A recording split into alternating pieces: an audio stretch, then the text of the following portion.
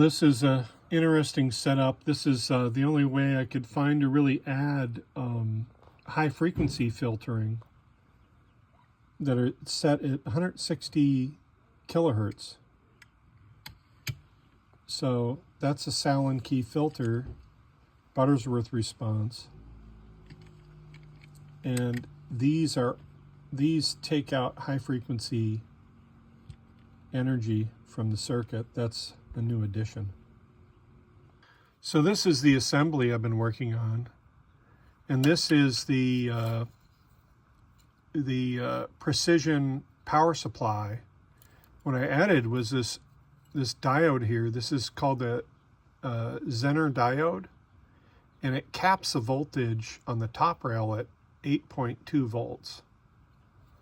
And this precision op amp keeps the bias pretty rock solid, along with the big ripple capacitor and other capacitors involved. I was able to get this to mate with the Sallen-Key high pass filter, and as you can see here, I had to each section, and there's basically 4 little sections, has to be controlled by a separate pot. So I have this reverse logarithmic pot that adjusts it. And this all fits within the guitar pedal enclosure. So I've had the guitar pedal enclosure here, for instance. This is designed to slide in right over here. Boom. It's a tight fit. See that? And then of course the holes get mounted, and boom, that's how it fits in there. But it's really compact, and this allows for the other main, whether it's the Rat, the compressor, and the Twin T Assassin filters, to go in there. So when I set this up on the bench here, you can see this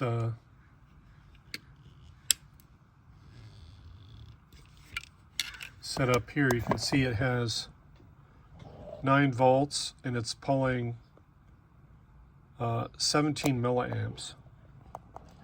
What I'll do is I usually just, as a general check, you measure the bias, and I measure the bias by going in with these probes. First I check the voltage across the main rails of the op amp. So if I do tests on the main PCB, you'll see that, so I go to ground here, and the input is basically 9 volts. If I go over the Schottky diode, it drops a little bit. And then when I go to the Zener diode, after the Zener diode, it's basically this is where it drops to 8.2 volt because of the Zener diode. So this is the 9 volt out. But see, it drops to 8.2, so it's capped at 8.2. This right here is now the bias voltage, which is basically 4 volts, and that's held solid. Now if I spin this around, I can measure at the voltage rails here, and there it is, 8.2 volts. And then if I measure here, there's my inputs to the op amp. All of them are at 4 volt where they should be. Wow, see that? So that's four op amp areas are all at the, so there's the rail. Again, there's the voltage, the rail voltage. And there we go. Yeah, so it's all like super accurate and precision. Now for test purposes, I set up the oscilloscope, and I get a signal generator, and this is just my little cheapo oscilloscope here. But it's a very important part of the process. So what I do with the oscilloscope is I go in and I set this as a signal source. I go in, I'll set it for, let's say this is a high pass, so I'll set it at 300 hertz. Okay, push play. So now it's going to generate a signal. Now if I go in to the oscilloscope, boom, there's my sine wave. Now I can take my little potentiometer here. This is the 4-gang right here, and I can adjust it. Yeah. I can focus in on the oscilloscope more. Here we go. Slowly, slowly, slowly. Boop. Disappears. So that's and you can see down over here. Now, if I leave that and I say I put that all the way down, I can also take this probe here, and the probe, okay, so here's a good example of the drop over the filters. So if I go over this first filter here, this is the input to it, boom, full sine wave. If I go to the output of the filter, there should be a 6 dB drop. So here's a 6 dB drop. Boom. On to the next stage. So the next stage is in reverse. There's pretty the same because they just go right down to each other here. But then the output of this filter, see how it attenuates even more. So again, there. Every time you do it, it's a 6 dB drop. The third stage. So input from here, boom. Then it goes to the 4th stage. And outside of the 4th stage, there's hardly anything. So again, let's. I'm going to focus in on there. So we'll go to the output of the first. That's the input. We'll go to the output of the first stage. Input to the second stage. Output to the second stage. Then we'll go to the 3rd stage, which is right here.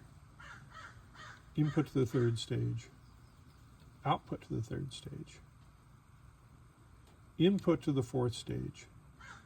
Output to the 4th stage. So you can see it's a 6 dB drop per stage, but they're all in sequence for a smooth roll-off. So the idea is you get a real smooth roll-off on it. So if you look here, boom, there we go. All just a smooth roll-off. Even at this one, if this one's at 0, I bet you if I go in here, see there's a full sine wave here. If I go down and I measure the drops, again, output here, output here, attenuates, output there, and then I don't think it even makes it through the next one. Nothing.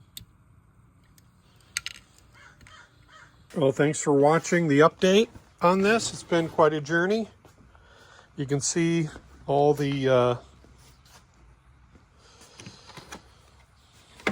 wreckage that I have here on previous designs that just didn't quite work out. So there was lots and lots of breadboarding and testing and just very, very involved. I'll be going over one with the notch filter.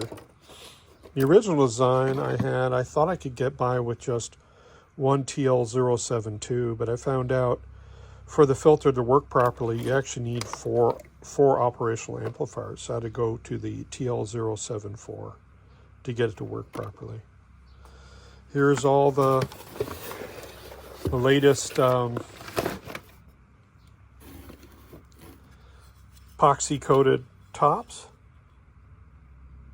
I think I got them looking pretty good, and you hear them they sound like glass, because that's how hard the epoxy is on them. I had to get a good epoxy coat to them. In the future, I'll be doing a blues driver. This is a limited edition, just 10 pedals that are gonna be Jimmy's signature pedal. And then beyond that, I'm probably gonna do another series of 10 pedals, but it'll be more of a blues driver.